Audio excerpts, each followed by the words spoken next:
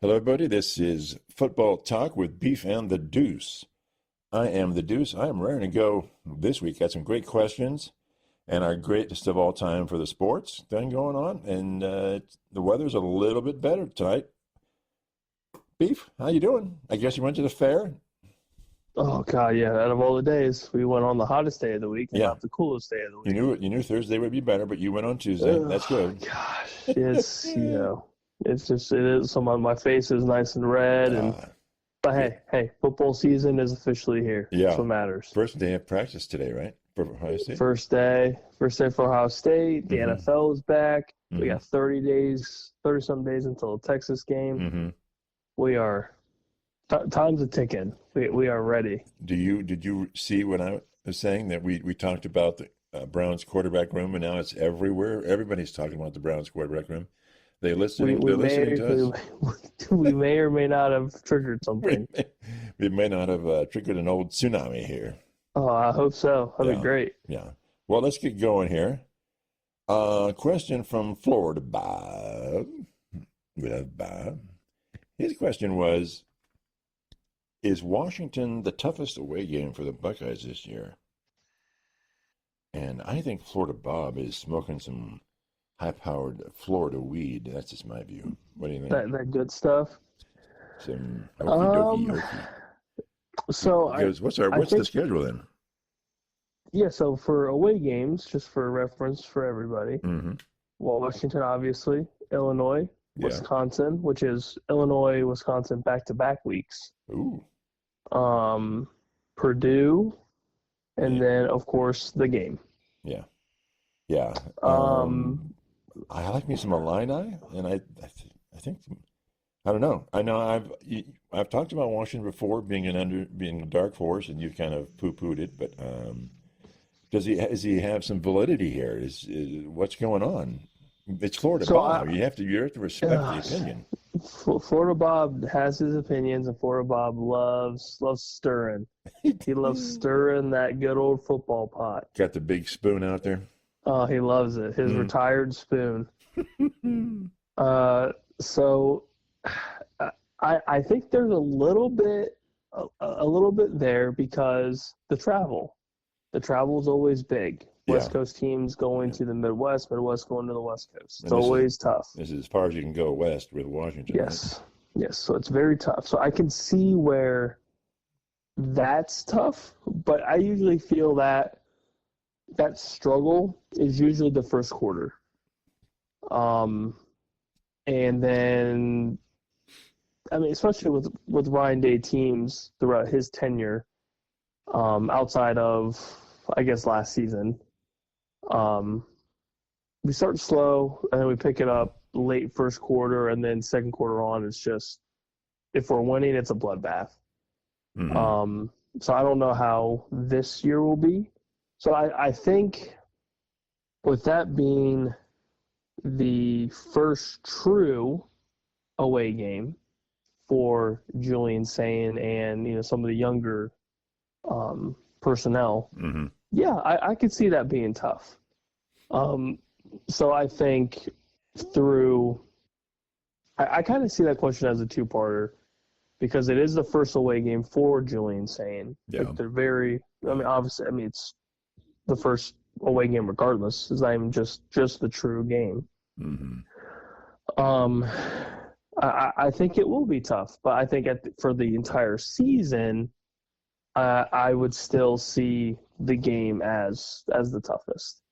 Over Illinois? It's the toughest atmosphere throughout the season for them. Yeah, it is away at Michigan, so yeah. It's at the big boy.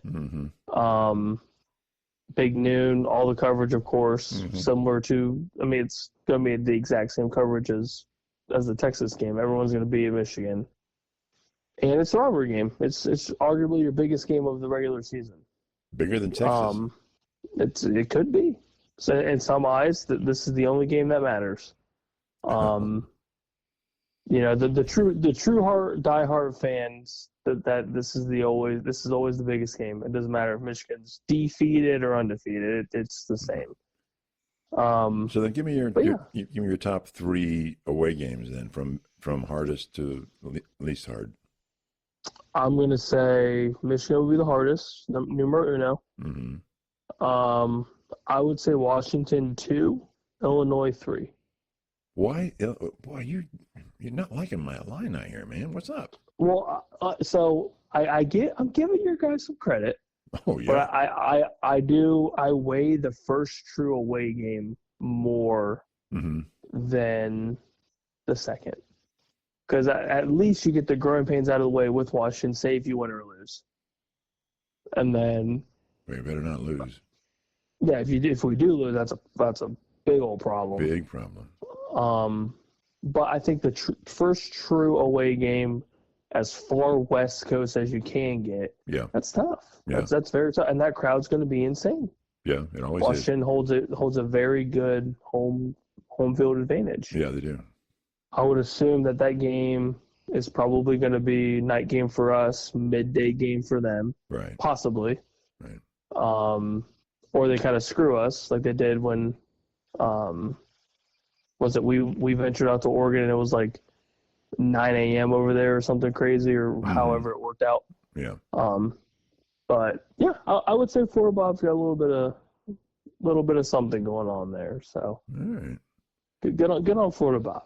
Yeah. Okay. Man. So this morning I'm listening to radio, local radio 97.1, because I do my research. You know how that is. Of course. And they're talking 9-3 can get the Buckeyes into the playoffs, and not agreeing with that. 9-3. Yeah, I don't like that. I don't like that. How do they get in at 9-3? Everybody else sucks? I think that's what the hope would be. I mean, you get strength of schedule, I believe, because you're gonna have a given ranked Texas team. Yeah. Illinois will probably be ranked. Penn State's probably going to be ranked, and I could see Michigan being ranked. Yeah. So you've got what 1, 2, 3, 4 at minimum, maybe 5. And who knows about Washington, right? Yep. Who knows about Washington? Honestly, who knows about? For some reason, there's a little bit of hype in Minnesota, possibly squeaking in. Maybe Luke Fickell figures something out with Wisconsin, which I doubt. Man, he's gonna push it uphill really hard this year to get there. Mm-hmm. Really or hard. maybe your boys at good old Piscataway. Maybe some Rutgers, actually. You never know. My guys at Piscataway. Now let's talk about lying really, through your teeth there. You just love Piscataway, that's all. Oh, love me some Piscataway here. But you have at minimum 4 Okay. ranked teams, all within. Well, I mean, 15, top 15. Still 9-3. So let's say they lose. I think we're assuming they lose to Texas if it's 9-3, right? I would assume it's probably Texas, the game, and then. Do you play Oregon this year? I don't remember. No. I don't know unless it's Penn State. It would have to be Penn State. Oh, right. So we lose to Texas, Penn State, And the game, Michigan. and then we make it into the playoffs. I don't see that. I don't see that at all. We're out. I see none of that, truly. I see an SEC team squeaking in before that. Yeah. Let me ask you about you're talking about Julian Sayin and the travel game, but he came, from high school and then he went to Alabama, right? Mm-hmm. And then he came to Ohio State. So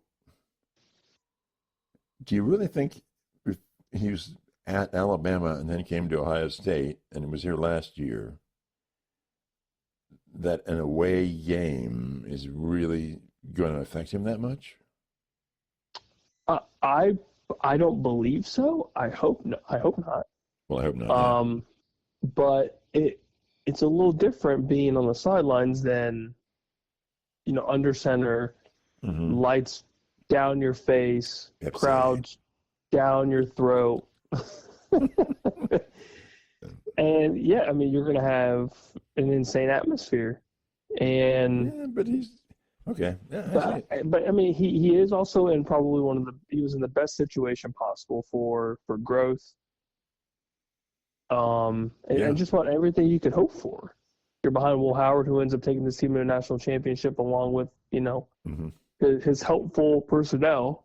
And when you look at the wide receiver room, you think, how bad can he do? Well, he can do bad, Yeah, but I mean, you have the best receiver room in the country, arguably. maybe in history. I don't see an argument, but I'm sure somebody will argue that it's not. Okay. But yeah, you have the biggest receiver star-wise in the country right now, and then his counterparts are Carnell Tate, Brandon Innes, and the list goes on. So yeah, I can't imagine him being god awful. Look, I mean, Kyle McLaurin in some people's eyes was god awful. That's right. And he still put up good numbers with Marv. Yeah. Yeah. And then and Jeremiah Smith is arguably better than Marvin Harrison, and Julian Sand's a hell of a lot better than Kyle McCord. Right. And Kyle McCord that following year put up the best numbers in college football with Syracuse. Yeah, and in ACC history, which is that is no knock on him. That is spectacular. That's legit. Yeah, and now he's a Philadelphia Eagle for a reason. Mm-hmm. So he can get cut. But yeah, I can't see 9-3. I could believe 10-2. I could see either the Texas game, the hype with Penn State, or in the Michigan game. I could see two of those three. Man. Losing close games. I can't not say that if there are losses on the record, it would not come from those three games. I think they beat everybody else. Mm-hmm. But if there are losses, I would assume it's two of those three. If it's 10-2. Okay, interesting. Yeah, well, I would have a hard time at 9-3 seeing it anyway. I don't even want to think about it. And you asked me a question before we started recording, and it was, what do we expect from Ryan Day this year or going forward? And I'm admitting that I'm drawing a bit of a blank on that. What do we need to know, or what does the public need to see more of from Ryan Day? You must have an idea here. But I'm like, he's the winningest coach right now in college football, national championship. Is it just beat Michigan? I think that was the first answer that came to mind for me. Or just starting with beat Michigan? But I went a little deeper. Okay. And the more I thought about it, and the more that we saw through that CFP run, it was intensity. Yeah. Coaching with intensity. Yeah. And I think with all of these big games, and we saw it, I mean, a full 150,000% from Tennessee through Notre Dame. He coached with a fire, just a massive amount of intensity and a basically we don't give a shit mentality. Right, nothing to lose. And just destroyed these teams. Mm-hmm. I mean, there was no other way to put it. You beat the brakes off of Tennessee. You embarrassed Oregon. The Texas game was a little interesting towards the end, but we expected that. Yeah. And then Notre Dame really didn't have a shot. Yeah, we let them come back a little bit. We let them come back, but I mean, the first 3 quarters. What, 3 quarters? It was just a nightmare for them, for Notre Dame. Yeah. And we didn't see that since the Georgia game. Mm-hmm. So that was, I feel like, kind of the constant missing piece was he's not coaching with a full 4 quarters worth of intensity. Mm. It was very conservative if you're up late or if you're up early. Mm-hmm.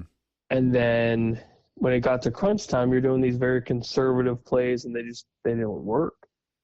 We weren't using, I guess, personnel to their utmost ability. So like we had Quinshawn and Travion. Right. We're just running the ball down their damn throat. We have Jeremiah Smith. Chuck it up to Jeremiah Smith 17 times. Who cares? Right. Sort of thing. And that's what I want to see more of. Can I counterpunch on that one and say, let's do it. Maybe he was bringing on Will Howard to bring him up to a certain level, and it took a little while before he got to the playoffs, and although it doesn't explain the Michigan, although I don't think the Michigan game was Will Howard's problem, but it was a whole team right. just So I'm just wondering debacle. if I maybe it feel was like bringing along as talented as he was, bringing him up to that point, and then sort of taking all the gloves off. yeah, I think it's definitely possible. I think Will Howard came into his own in that CFP more than I think anybody expected. Oh, absolutely. Yes. And I mean, better than his draft stock, better than the entire team, and then made Ryan Day look like a freaking genius. Yeah, it wasn't. Everyone's down this kid in the whole portal, escapade. Like, this kid's not the one, blah blah blah blah blah, and then weird. This guy's a national champion. Super weird. Yeah.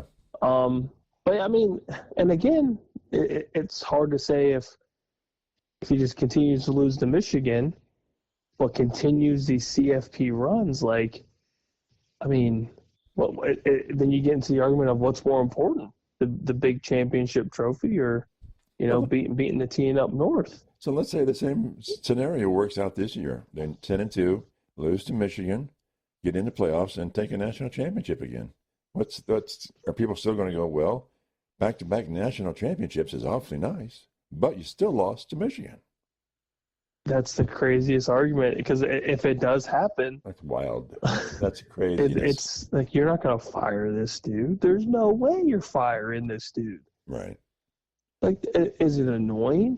Yes, absolutely, 1,000%. It is annoying as hell. Mm-hmm. But look at the hardware. Right. Yeah. You go into the Woody and you're going to see the massive CFP banner of just consistent CFP appearances, and then you're going to have an additional national championship. Mm-hmm. Let's say they make it and to the quarterfinals. It's crazy. Or out in the quarterfinals, or lose in the finals. You can't fire him. You can't. There's no way. But is it a blemish? Or we're talking. There will always be a blemish. I can't not say there won't be. Right. A regular season, record, which is, I'm going to assume before his time is done, it's going to be over probably a 900 win percentage. And then you're going to have your national championship, which is never going away. Maybe 2, hopefully 2 at minimum. But yeah, you're always going to have an asterisk on the Michigan record. Same with Cooper. You're going to have great win percentage, insanely terrible Michigan win-loss ratio. It's no just no natty. Yeah, and no big boys. Yeah. But yeah, I mean, I would assume you'll still go down in history as one of the better, I mean, maybe not the best, but you're going to be up there with the best of history. So, but you will always have the blemish of the Michigan record. So let's say he starts doing at least 500 against Michigan, wins another natty. What is his place in the pantheon of college coaches' history? Number 1, probably not. I would say he would have to be. I mean, he has multiple national championships, so that puts him in very special company. So does Woody. Has multiple. Yeah. Has 5. Yeah, so you would be, I mean, just below Woody. But not the winning. Yeah, multiple. Woody doesn't have that winning percentage, though. I mean, the craziness. Mm-hmm. Yeah, but the argument from now until the end of time, it's back and forth on whether it's winning percentage or if it's the hardware. The winning percentage or is the same thing with the GOAT conversations that we'll go into. Mm-hmm. How do you what's your criteria for the GOAT? Is it hardware or is it lifetime stats or whatever? It differs from person to person. But I mean, like you said, Woody's got the hardware. Yeah. Some argue that he's the greatest of all time. Some argue that he's not, depending on who it is. Which I think people are saying he's greater than Saban. Or I would say for OSU, for OSU. Oh, okay. Yeah, college greatest of all time, it has to be Saban. I don't know if there's any much of an argument with his success, but yeah, I mean, it's if Ryan Day gets multiple national championships, that's very, very special company. Yeah, he's the second multiple, right? Mm-hmm. Yep. Yeah, Urban's only got one, which is wild. Tressel has one. Which is wild. Paul Brown has one. Mm-hmm. Yep. Ryan Day would be very, very special company, and that bolts him right up to the top tier, Yeah. 1 to 2. So interesting. I thought of something now about on the Ryan Day question. And what about the fact that this year his marquee offensive and defensive coordinators have gone away? So it's no longer the names we know. Mm-hmm. So is this more on him, and how does he react to that? Yeah, I think so, because it was I can't remember which season it was. Maybe it was one of Jim Knowles' first seasons, where it may have been the first year where it was the Michigan game where they just completely blew us out of the water. Mm-hmm. So that would have been, what, 2 years ago? Because it was with JJ and that squad, mm-hmm. where Ryan Day didn't do what we all expected him to do, and that was tell Jim Knowles to stop doing whatever he was doing. Change your defense. Yeah, and he never did. As a head coach, if you have to run into the booth to rip the headset off his face, mm-hmm. to tell him to change something, then you need to do it. And he never did it. So do you think he was just too timid as a head coach at that point? I think so. I think the pressure got to him, the pressure of the game, and everything. He just kind of let it crumble. And I mean, that's what it was. That whole game, just for that entire squad, offensive, it just crumbled. Everyone just crumbled. Yeah. So I think this could be the year for him to hopefully change that if something is going wrong. If Matt Patricia is just throwing out these just bullshit pressures or these, single high safety, whatever mm-hmm. it may come about, if it does. Mm-hmm. Ryan Day needs to call to that press box, like, what the hell is going on? Fix it. Yeah. And hell, threaten their job. Yeah. If that's what you need to do, threaten the damn job. Do you think that's what happened with Knowles in the last couple of years? Like, don't do this again. 100%. He probably felt threatened, but he should. At the end of the day, it's a cutthroat sport. It's football. bloody. It's gross. Yeah. It's not pretty. Yeah. It Even when you're winning, it's not pretty. He doesn't get a participation prize. No, absolutely not. You don't just, we went to the national championship, but we lost. Okay, you lost. Yeah. Like, you played against Michigan, you still lost. So is my point I think all valid here, that you got sort of a lesser tier of coordinators? I think so, because at the end of the day, they're unproven. Brian Hartline is a great co-offensive coordinator. So far. How is he going to be as the guy? The guy.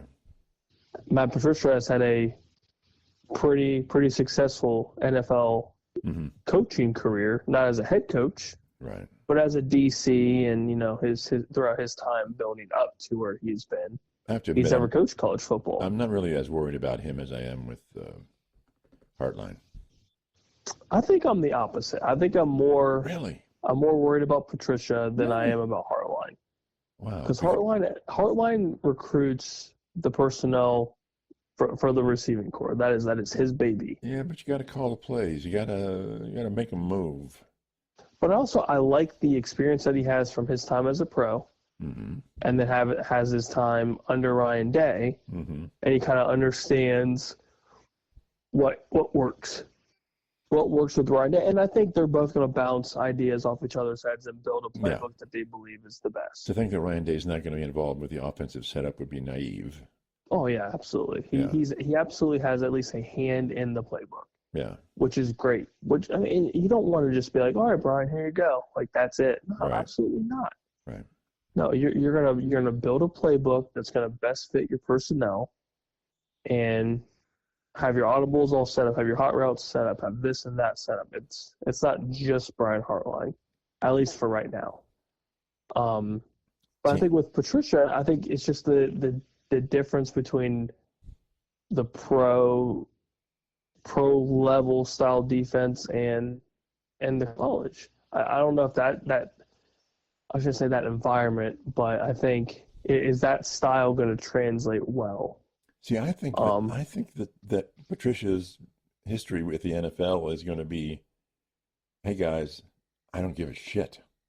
We're going to do it this way. It's a brutal effing game, and get in gear. I hope so. And I hope you're right. We're not going to play nice with you, and we're not going to play nice with our opponents, because you can't play nice with any of your opponents in the NFL. The worst team in the NFL can beat the best team in the NFL. They can. They might not, but they can.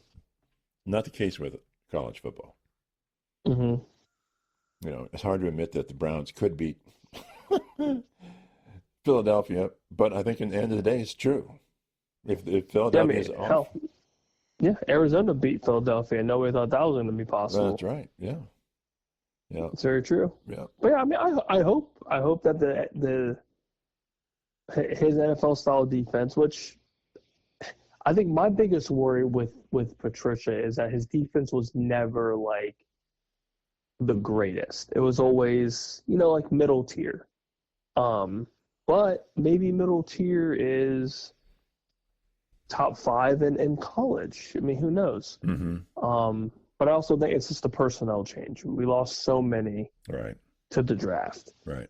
And we're fortunate enough to still have Caleb Downs. We're still fortunate to have some secondary players returning from last year, and then we also have some of the backups from last year's team, pushing for starting spots for this year. So like there is some experience, so it's not completely just completely brand new. Mm-hmm. So hopefully that helps in the personnel loss, and hopefully we gain some from for this year. So I don't know. Maybe I'm just overthinking it too much, but it sounds like it sounds like defense wise, personnel wise, that there's not a terrible amount of worry. And Patricia, like I said, has a ton of experience, so we'll see. Right. So this morning I'm listening to the radio, of course, and they were at the first day of practice for Ohio State. Mm-hmm. And they're saying, and I'm not sure what this means, but they're saying this looks like a pro practice day. This is a professional football practice day. So this is different than college. It's not the same. Mm-hmm. It's not old Big Ten style first day of practice. It's going to be tough. Mm-hmm. So, and I, obviously I'm listening to the radio, so I don't know, but they were like, this is different. This is a different practice than the Buckeyes have ever done before. So what do you make of that? Is it Ryan Day's pro background with Patricia saying we're playing a different game here? Yeah, I think so. And I definitely think there's some influence there. But I also think not that they don't just, ramp up for the last month before the season, but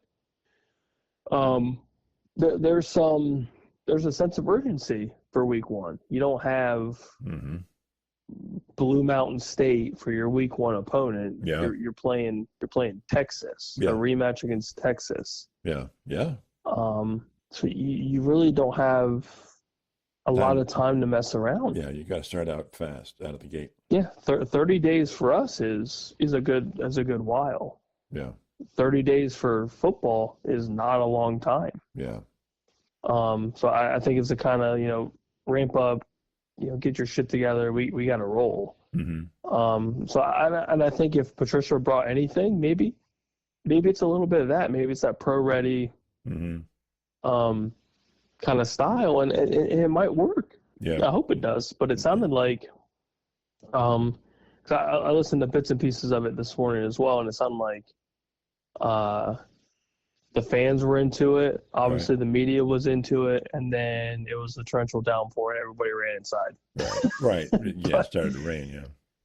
But yeah, it sounded like it just everything felt different, looked different, and like you said, it was a very, very pro ready. No messing around, and here we go. Yeah. And it sounded like Julian Sane was the dude. Yeah. It looked like he was the guy. Mm-hmm. Yeah. Okay. Enough about the Buckeyes right now, as far as we can think of. No, we're digging deep in the last month Yeah, before all hell breaks loose. I gotta So admit I'm that excited. the more we talked about the Ryan Day question, the more I was getting into it. I liked it. See, we can venture off and do a little bit more if Yeah, something comes about. But it's a broad question, but yeah, I like I it. mean it goes into many different avenues. All the other commentators are going to be talking about it because we're talking about it now, right? Well, we can only hope, and they can just hit us up on our personals. Okay. Talk to me about Terry McLaurin and Hendrickson. Give me some pro talk here. Oh well, finally, old Hendrickson with the I Bengals and won't just ask you. hold out. I won't ask you about your cowboy. Please don't. Okay. Please don't. Okay. I It won't. hurts. Everything I hurts. know. I know. It's okay. But and Take yeah, a nap. Henderson ended his holdout, so that is good for the Bengals. No deal is set up yet, but he is practicing. So that's good. I would assume a deal is somewhat close to being put in place, Mhm. or he wouldn't have ended his holdout. Even though, I mean, you're losing $50,000 a day. That's a lot of money. Yeah. So I would safely assume. I mean, he's still under contract. He's looking for a almost fully guaranteed extension, which Mhm. is fine. So we'll see if they get that done. But it's good that he is showing up for the Bengals. They just got their rookie first round draft pick. Stewart signed to his deal, so that's great. That's good. So at least their line's looking like they're going to be ready for the regular season, hopefully. Yeah. But yeah, the story of the day is Scary Terry, our Buckeye boy, Yeah. requesting a trade out of Washington because they will not pay him. Which is kind of crazy. Yeah. I know you love talking about the NFC East and my Dallas demise, but as Totally untrue. oh yeah. But the more I look into this, and I looked at it a little bit before we hopped on here, he has had over at minimum 1,000 yards receiving Mhm. each year as a commander or as a Redskin as a commander. Mhm. And I don't know if anybody else realizes this. Before Jaden Daniels, they didn't really have shit Right. at quarterback. They had nobody. Right. I don't even think McLaurin was there for the majority of Kirk Cousins' tenure. Mm. And if it was, it may have been a year. I'd have to go back and double check and fact check. But Yeah. yeah, they didn't have anything. Right. Right. So you're giving this dude who has given you 1,000-yard seasons for 8 years minimum, 7-8 years, and you're not going to pay this dude. You're just going to let him walk. If you do, any team, any of these other 30-plus teams are going to want this man. I think the Browns should pick him up. I think the Browns should pick him up. And that goes into my question. Mhm. Top 3 teams that should go after Scary Terry. Well, obviously, I think the Browns should. I think that is my numero uno. I think you got it right on the head. I think Dallas would profit a lot by that. Mm-hmm. I mean, they've got they've got the premier number 1, but they're still a little shaky on 2. So I think they could do well. Honestly, I think Kansas City would salivate to get that guy. Oh, geez, yeah, that's what scares me the most. Yeah, and I think he would. Okay, so I'm going. Browns, Dallas. I'm going, and then go KC. That's my 3. Okay. If I'm going most needed receiver room, Browns 1. I think the Saints are number 2. Saints need everything, though. Okay.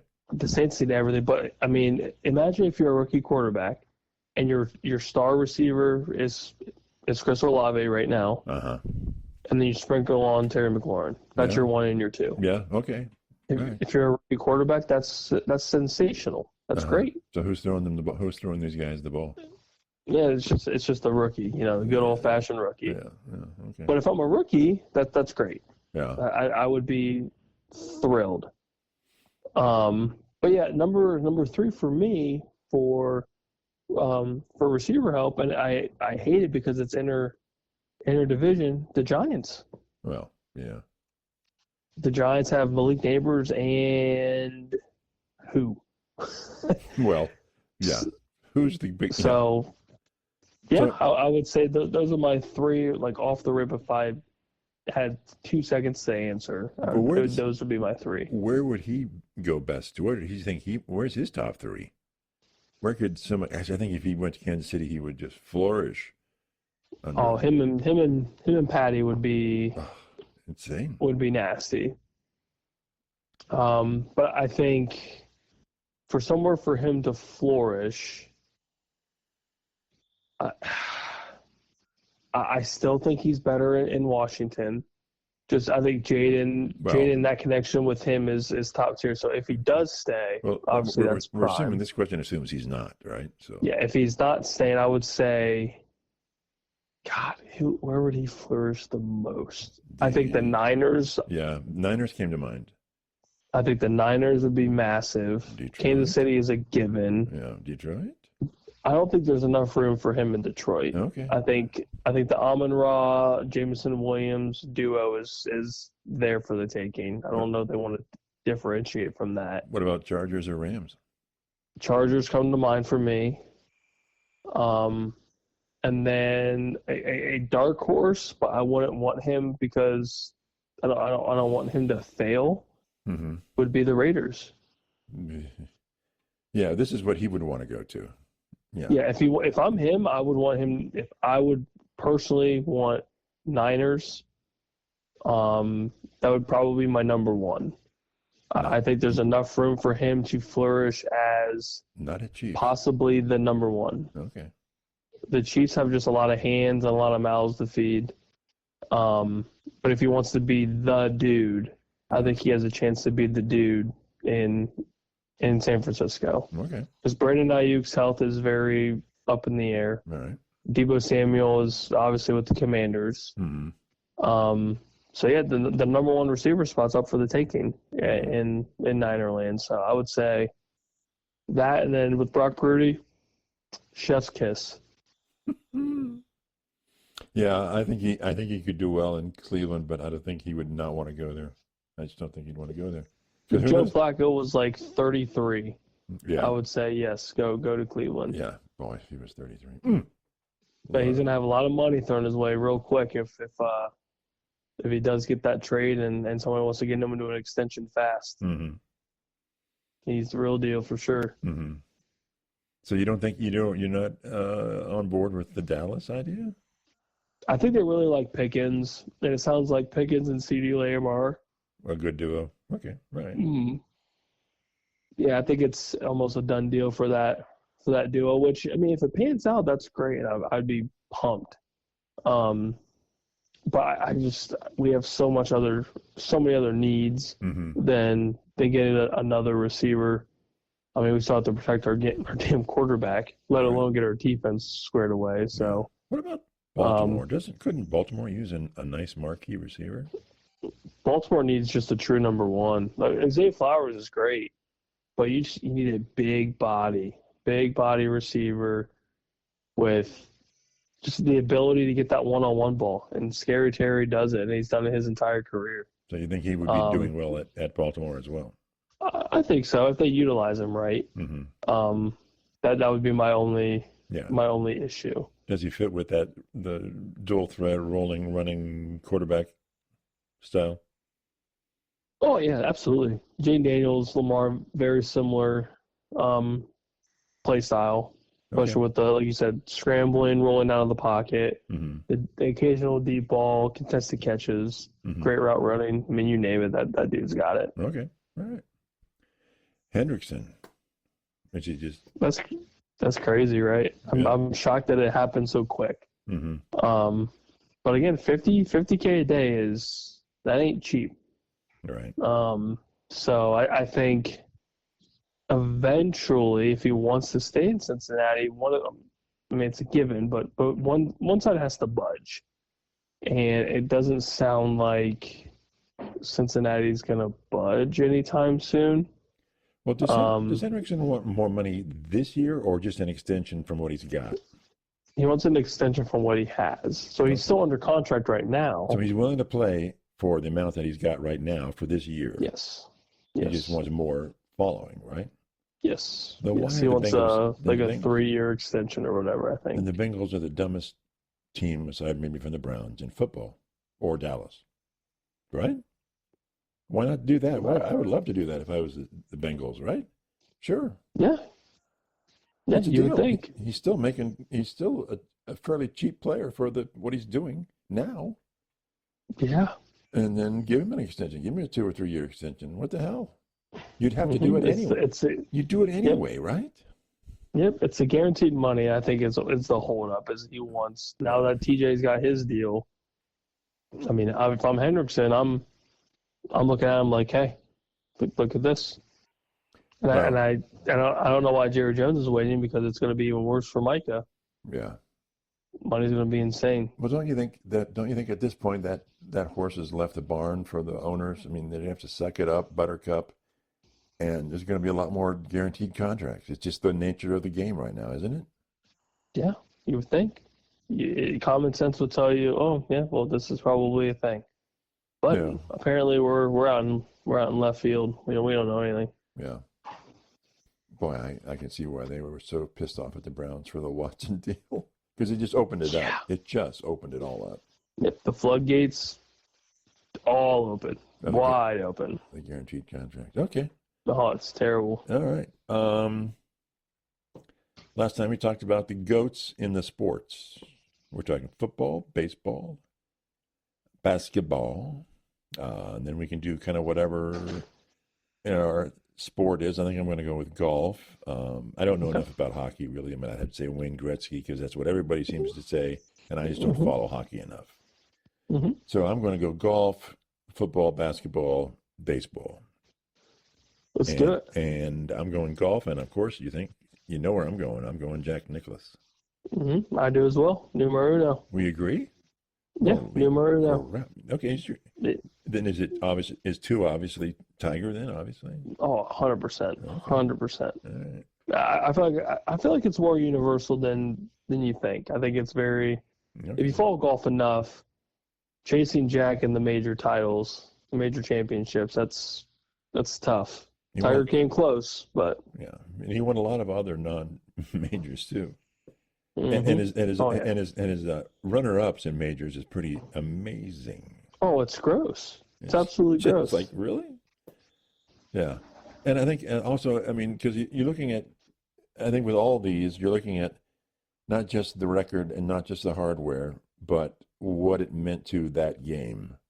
And him, and along with Arnold Palmer, just opened up golf to America and the world.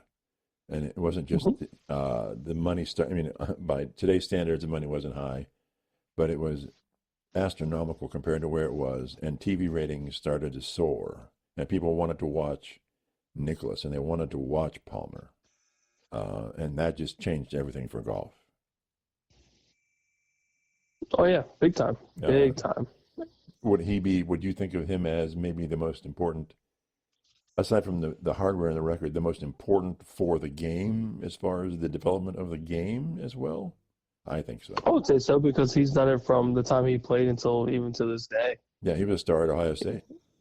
Yeah, he's done it for forever. And he still has a massive influence on the game today. Yeah. In his ripe age of, what, is he pushing 90, close to 90, if not over 90? Yeah, I don't know.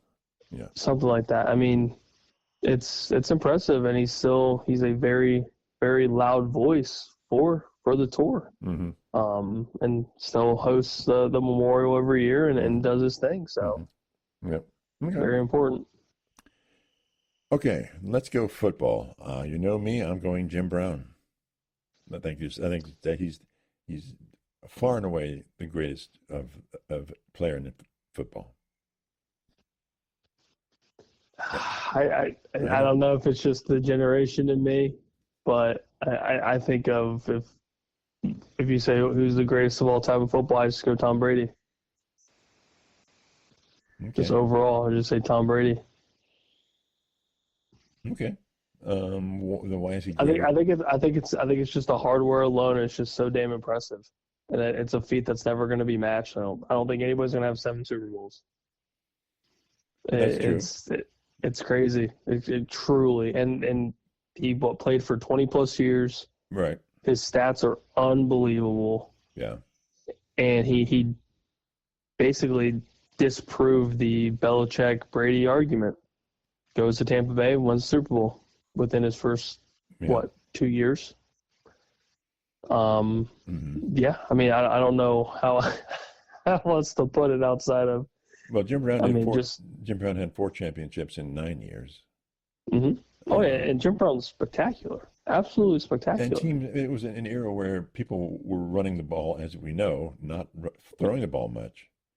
Mm-hmm. And it was common that teams would have defenses designed to stop one man and one man only, and that was Jim Brown.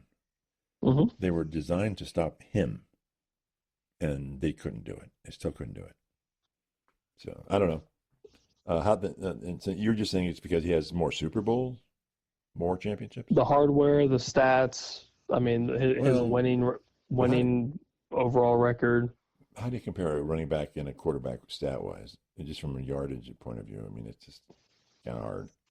Yeah, I mean, I don't think either way you'd be wrong. I'm sure Okay. any argument, Jim Brown's easily in top 3 overall players ever. Oh, so you've got somebody else in front of Jim Brown. Uh-huh. Who? Possibly. Who? Possibly. Who? Go ahead. Piss me off. Go ahead. Just, Make my day. oh God. Go ahead. No, I don't think there's anybody over Jim Brown. But I would say Brady for me is 1. Okay. I can't argue I don't see anybody better than what he's done. Right. I think obviously you're going to say, or I would say, at their position, they are the clear goats. Mm-hmm. And oh yeah, I feel like that's pretty easy. And I think you're probably right with Brady, as much as I love me some Jim Brown. But in my heart, if you've seen Jim Brown run the football, you're just like, yeah, baby. Oh yeah. Oh, you sent me a YouTube clip, and it's gross. Yeah. It's absolutely gross. It's insane. Yeah. Okay. So that's football. We're close to agreeing. Yeah, absolutely. Let's go. Okay, let's go basketball then, because I think baseball is going to be a long conversation. Mm-hmm. So basketball, boy, oh boy, it's easy It's to Mr. say. Michael. It's easy to say Jordan. It has to be Mr. Michael for me. All right. Yeah, I'm trying to think. Yeah, I think it is. Because the close second is LeBron. Get the hell out of here. A lot of people say it's close to LeBron because of the tenure and the longevity, whatever, point total, whatever. But you could also make the argument for Bill Russell, Will Chamberlain. Yeah. Well, Russell over Chamberlain any day, every day. Russell had what? 1 million championships? 11. 11. Yeah. Yeah, I mean the list goes on and on and on, especially if you go back to that time. Yeah. And if you watch those games with him, which were classic, Russell against Wilt, they were just epic. But more often than not, Russell just ate Wilt's lunch.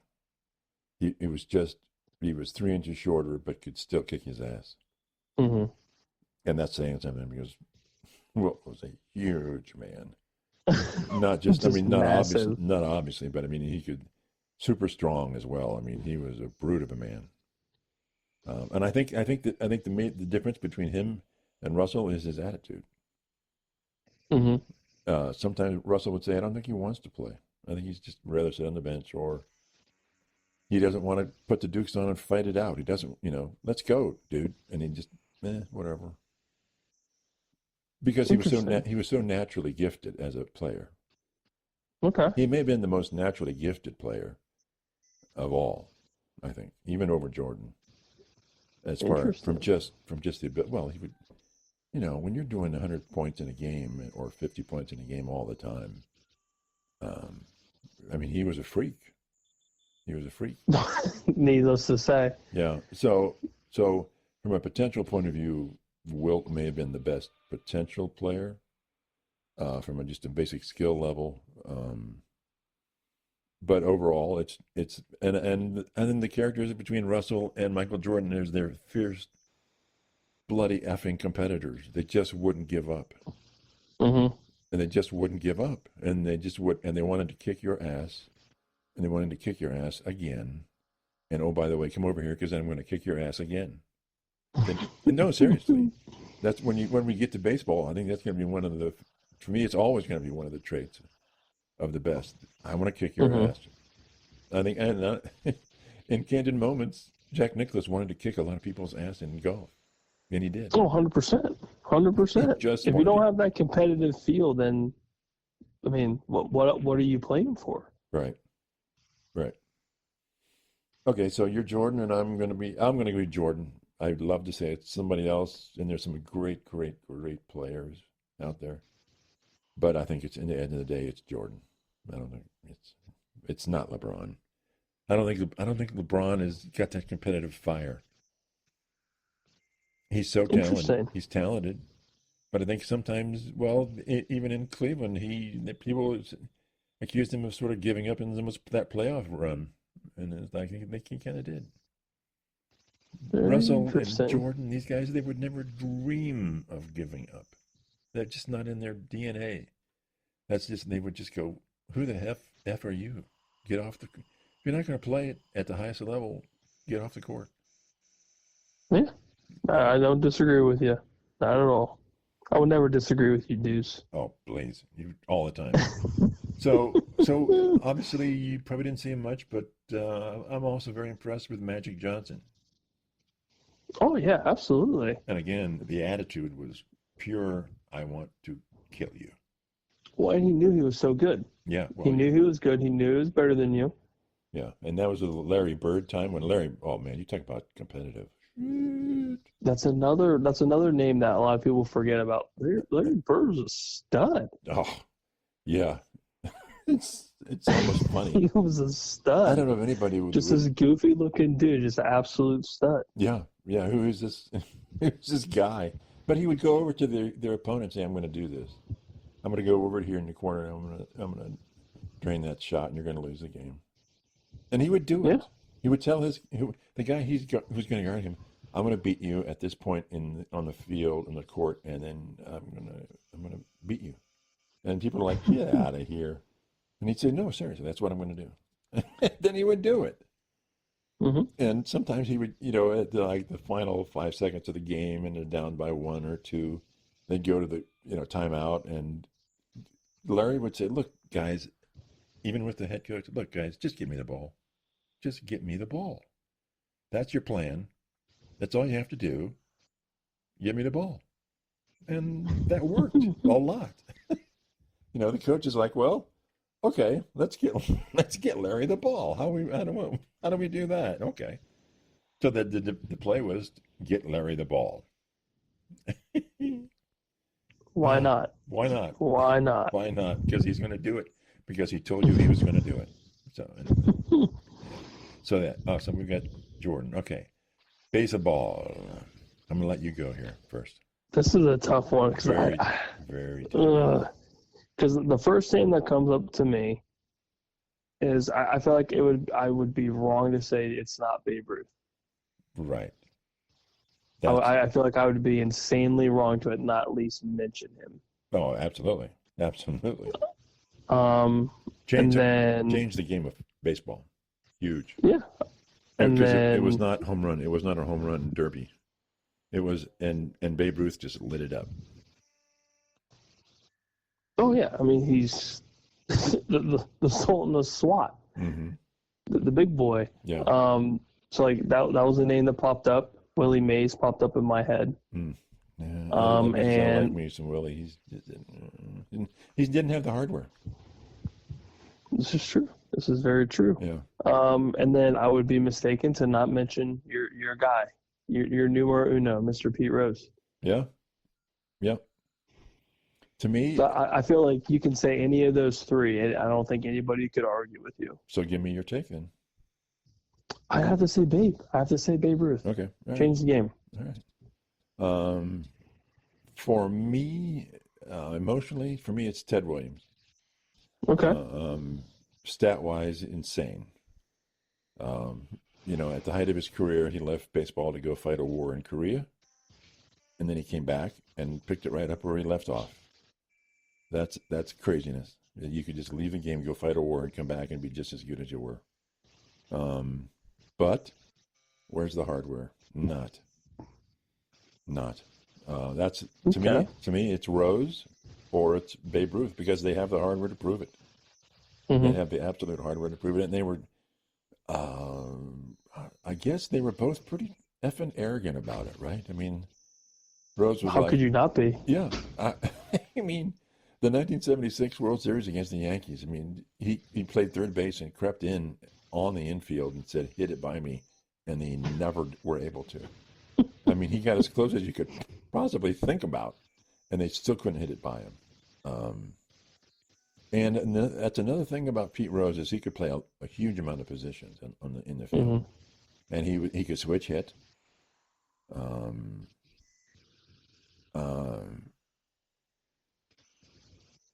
and I think as a player of the game, he was better than Babe Ruth.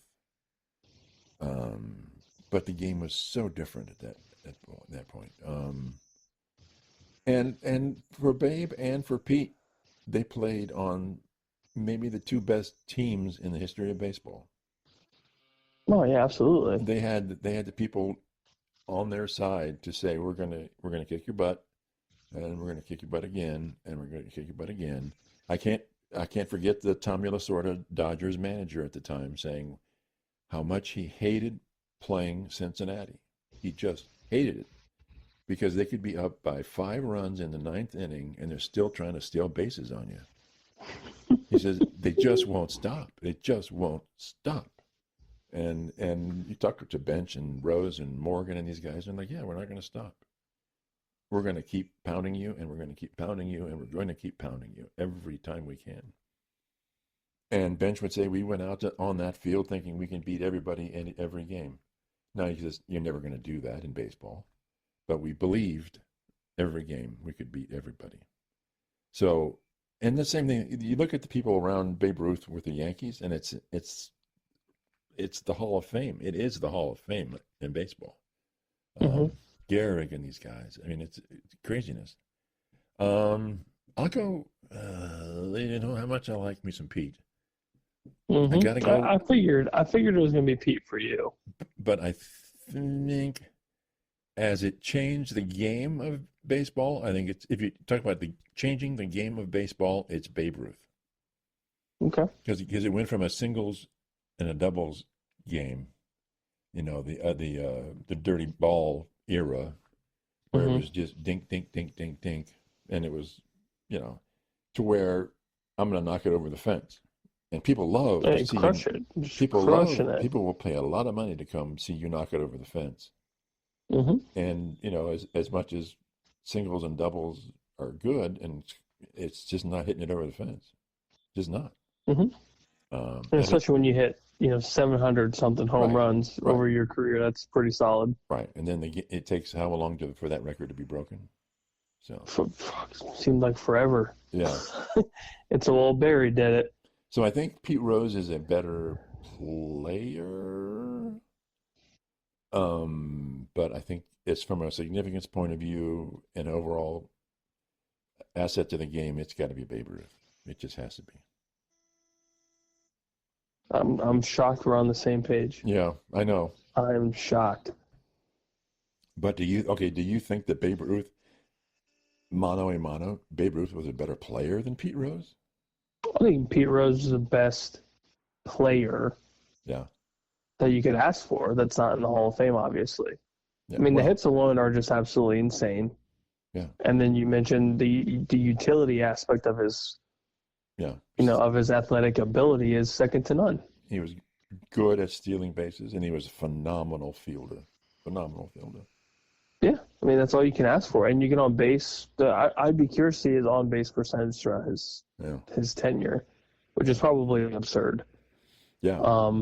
And that's all you need. You just get on base. Dink the ball and just get on base. And he was doing that and a whole lot more. So why are you talking, and I love the guy, why are you talking Willie Mays? So I thought of similar with the Pete Rose aspect. Just like a very good overall player. Mm-hmm. Can hit the ball, whether it's dink and dime or whether it's some home runs. Filled the ball well. He hit a lot of home runs. Yeah. So I mean, and then at the end of that, it's very similar to Pete Rose. You could stealing bases, yada yada yada. It's basically the same player, different name, but I think Pete Rose overall, just hitting wise, was obviously better. I mean, he's got 4,200 something total hits. Yeah. Something just absolutely insane. Yeah. That kind of takes the cake for me in my little pea brain. Yeah. Now, did Willie Mays basically the same style. Mm-hmm. You know, they play every aspect of baseball well. Mm-hmm. Which definitely helps out with when you talk about the one of the greatest of all time. But if you're throwing in that type of criteria, I mean, it's hard to. Ted Williams just fades into oblivion these days, but he was that kind of guy as well.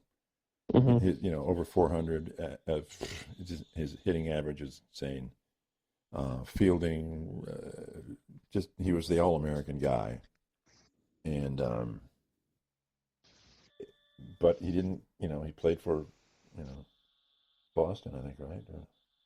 And he just didn't have the hardware. Ruth and Rose had the hardware. They had it.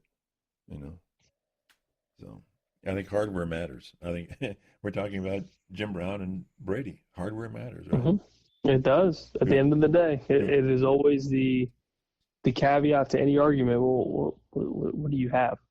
Yeah, show me the rings. Yeah, what do you have? Do you have the trophies? You got the rings. What do you got? How many of those green If you don't have anything, then it's if you don't have green jackets or major trophies, what do you have? Oh, I won the Phoenix Open. That's cool, dude. Mm-hmm. I've got 6 green jackets. I'm happy that you won the Phoenix Open 10 times. Yeah, I have 6 green jackets, and I won every other major too. Yeah.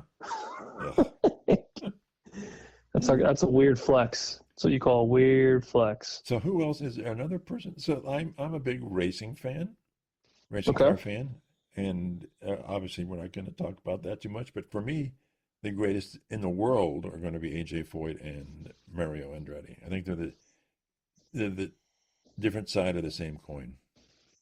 And I don't think anyone's ever going to do what they did again because of just the way the business of racing is anymore. I mean, these guys could get a phone call and say, "Hey, you want to drive my car at the Daytona 500?" And Mario said, "Yeah, okay." And he got in it and won the race. It just doesn't happen. It's the same thing with the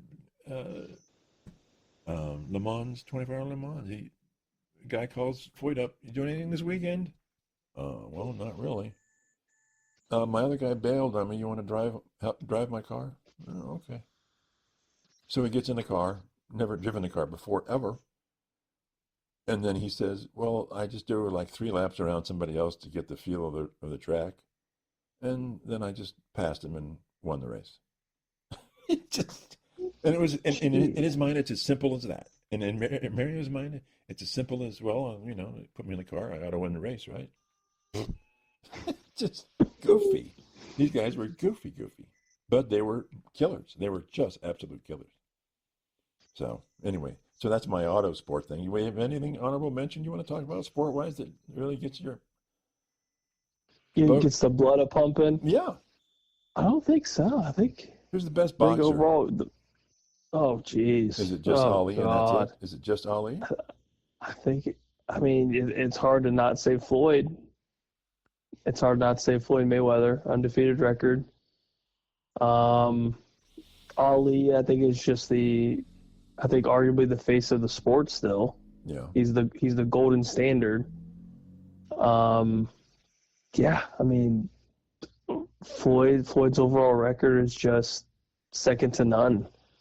Now the end of his career was a little interesting, to say the least. Which is why it was the end. Yeah, but at the same time, I mean, look at who he's fought, and I mean, his last major fight with Pacquiao, he looked great, and that was the call in for him was, okay, we'll beat Pacquiao, because at the time Pacquiao was, I mean, second to Floyd, and Floyd did what Floyd did, and then the rest is history. Right. But yeah, I mean that, and if you want to mix in, a little bit of UFC, mixed martial arts, I mean, you almost have to break it down by division. But John Bones Jones, his one blemish on his record was basically a DQ that really shouldn't have been, I guess. Who knows? So from a pure boxing point of view, where does Tyson stand in the Ali and all that point of view for you? I think Tyson's up there for me as being one of the best heavyweights. I think the end of his career kind of ruined a lot of, I guess, his overall success, if that's fair to say. Yeah. But if you think of heavyweight boxers, you would be dumb to not mention Mike Tyson. Because of what you mentioned earlier with, being feared in the sport. Yeah. Nobody wanted to fight Mike Tyson. Right. Like, and then the Buster Douglas upset will always go down as, one of the craziest upsets in sports history. Right. Which I have been thankful enough to have met Buster Douglas, a handful of times, and he's good people. And yeah, I mean, still to this day, I'm sitting there thinking like this. Buster's a legend because of what he did. Right. So that goes to show how freaking good Mike Tyson was. But if we're talking about how their effect on the sport as a whole, like with Pete Rose, or Babe Ruth or Jack Nicklaus, would it be Ali in that respect? 100%. Okay. I think 100%. I don't think that I wouldn't even hesitate for that. Okay. Now I think, bringing eyes to the sport, you can make an argument for Tyson as well as Ali, as well as Floyd. I mean, there's a lot of boxers that, brought a ton of eyeballs, but to overall better the sport, or to at least elevate it, make it as popular as what it once was. Yeah. Well, it's 100% Ali, 100%. Yeah. And then, Tyson kept that ball rolling. And then you had bits and pieces throughout the time, post Mike Tyson. But I think boxing as a whole is just kind of, it's just kind of fallen off. Right. UFC and mixed martial arts has just completely taken over the combat sports world. Right. And I mean, boxing still has that boxing money, which keeps it relevant, for a lot of these, big name stars. And, but at the end of the day, if you don't understand the sport of it and how technical it really is, it's just hard for the casual fan to just sit there and watch, 36 minutes of guys just kind of tapping and going and bobbing and weaving and this and that. The UFC and the Bellator and some of the women's fighting championship. It's everything. It's kickboxing, it's BJJ, it's wrestling, it's boxing, it's this. It's crazy. In the combat area, who's the best female then? Oh boy. For MMA, for me, gosh, Ronda Rousey changed the freaking sport for women's mixed martial arts. But if you're going overall, I mean, Amanda Nunes, Kayla Harrison, who's an Ohio gal. There's a couple. There is a couple. But I think Amanda Nunes right now is probably the best female for me. Okay. She's scary. Right. She's a scary woman. Okay. All right. But yeah, I mean, if you're looking at like overall influence, it's Ronda Rousey, 100%. Right. 100%. What about Holly Holmes? She's good. I think she's good, but she's definitely not the greatest. Okay. Maybe in like the kickboxing world before she transitioned over to the MMA world. But yeah, Ronda Rousey's come up was insane. Yeah. Absolutely insane. Yeah. It was the best thing for the sport, right? Oh God, yeah. If it wasn't for her, I don't think women's MMA would have stood a chance. Okay. I mean, her coming in and doing what she did for her time in the women's combat at the lower tier that moves up to Dana White in the UFC. I mean, almost second time. It's the same with the Conor McGregor rally. If he didn't fall off the way that he did, he would have gone down as one of the greatest, if not the greatest of all time. Yeah. Yeah. His come up. I mean, everyone knew who that guy was. Everyone. It didn't matter if you watched a single fight. Everyone knew who you were. Right. Right. I mean, you knocked out one of the best of who have ever fought in the UFC in 12 seconds.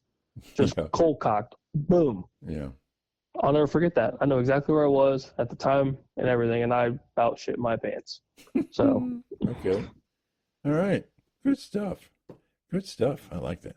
Okay. That's it for us right now, and we'll be back with you guys for some more stuff next time. There's always going to be good stuff going on with the Buckeyes, who we follow religiously. And thank you very much. Check us out on YouTube. We are on YouTube. Football Talk with Beef from the Deuce. And then, of course, Beef from the Deuce podcast on X Twitter. Getting some really good feedback there. Okay. Talk to you later. Bye.